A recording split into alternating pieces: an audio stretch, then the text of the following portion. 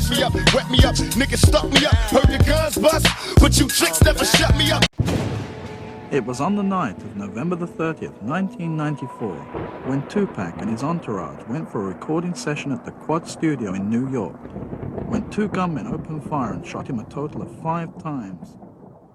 It's about that time to go live to New York City for the New York Rap Report and kick it with my man, Jay the Sultan. You're Smooth Boy, what's happening, man? Hey, peace, Westwood. How's it going this week, kid? Boy, a little hectic, a little nervous. I ain't gonna front to you. It's been a little bugged out, but we're dealing with it. We've got all the crew up here, man. So it's feeling good. It's a good feeling. Oh, yeah, definitely real good to be down with 1FM blowing up on whole UK. Of course, this is Jay the Sultan with the #1 hip-hop report. Mad hip-hop linguistics, true New York flavor, right here on Westwood.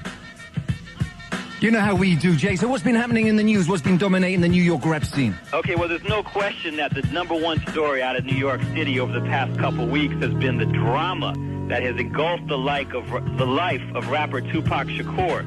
Now, for those who were not yet aware, Tupac was shot 4 times in an incident that took place at the same time as a trial for sex abuse that he was charged with stemming from an incident last year. Now, for those who have yet to hear the details, the police report states the following. Around 12:20 a.m., about a week ago, last Wednesday, 2 men followed Shakur and his 3-man entourage into a building in Midtown Manhattan where a 3rd crook was waiting. Now, apparently at least 2 of the robbers had guns. The Shakur group was buzzed inside, but it appeared the gunmen did not know their victims. Now, the gunmen ordered the 4 men, including Shakur, to lay down on the floor. Shakur refused, and he lunged at the bandit, and he set off gunfire. Now, Shakur was shot. 2 shots hit the back of his head, but neither pierced his skull. Another shot hit him in the palm of the left hand, which they're calling a defensive type of wound, and a 3rd shot entered the back of his right thigh. Now, after Shakur fell to the ground, the robbers yanked off a $30,000 diamond ring and $10,000 worth of gold bracelets and necklaces. Now, from another man who was part of the incident, they took another $5,000 worth of jewelry. Now, keep in mind, Shakur was wearing all that jewelry, $40,000 worth. The gunmen then fled up the street, and one of the members of Shakur's party chased them. Now, this is where it gets kind of strange. The cops were called, and the first cop, among the first group of cops to arrive on the scene, as Shakur lay on the ground, Tupac was bleeding, he was hit several times with bullets, lay on the ground. One of the first cops to arrive on the scene was the same police officer that arrested him in November of last year for the sex abuse trial, which he was currently involved in as that event happened. So it was kind of a little bit of an eerie twist to the whole story. Now, of course, an incident like this dominated the news. It was all over the place. Everywhere, headlines, the big national news story. And Tupac, to make matters even a little more strange, checked himself out of the hospital after spending only 1 night under the supervision of doctors. They did an operation to remove the bullets that were lodged in his body. Then he checked himself out of the hospital and made a dramatic courtroom appearance the next day in a wheelchair with bandages around his head and around his hands. Now, unfortunately, that appearance in the courtroom, while very dramatic, did not do too well in terms of getting him off of his charges. It turns out that he was convicted of sexually abusing the young woman in a hotel room, but he did beat the most serious charges. After he made the appearance, Shakur was found guilty of holding down a 20-year-old victim and fondling her in November of last year, but he was found innocent of sodomy and weapons charges. Now, Shakur did face 3 counts of sex abuse and was found guilty in all 3, and on each count he faces 2 1/5 to 7 years in prison. But because the 3 counts stem from one single criminal act, the sentences almost certainly will run at the same time. Now, the victim, who is now 20, said she had agreed to meet Shakur at the Parker Meridian Hotel here in New York in November, but when she arrived, she was held down and forced to perform sex acts with Shakur and 3 of his friends. Now, of course, this is a very dramatic whole chain of events for Tupac to be involved with, and it has dominated the news, as I said. As of right now, apparently after that conviction on sex abuse, he spent another night in a different Manhattan hospital, which he checked himself into under an assumed name. And then he checked himself out again the next day, and now his whereabouts are unknown. I assume he went back to Los Angeles, which is his home, because I think it's enough drama for one trip to New York, wouldn't you say so?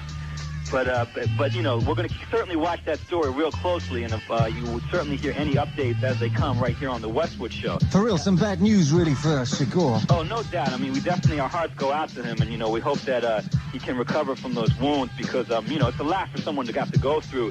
And the fact that he checked himself out of the hospital, you know, has some people saying, you know, if he's Superman or something, because, you know, he took a couple bullets and then checked himself right out. So, yes, definitely, you know, you feel for anybody who has to go through something like that. Now, as I say, there's a little bit of fishiness in the story. Tupac believes that there's some kind of conspiracy involved in terms of the police. Now, that has yet to be proven by anybody. However, you do have to wonder about 3 crooks rushing up on 4 men and robbing them in Midtown Manhattan. As much as you hear about violence in New York City, that type of thing doesn't really happen unless it's planned. Unless it's something that seems to be planned. There certainly is an air of mystery about the whole incident, and I think time will prove out what really took place that evening. Now, in other news, and more drama, of course, this week, Old Dirty Bastard of the Wu-Tang Clan was also the victim of gunfire.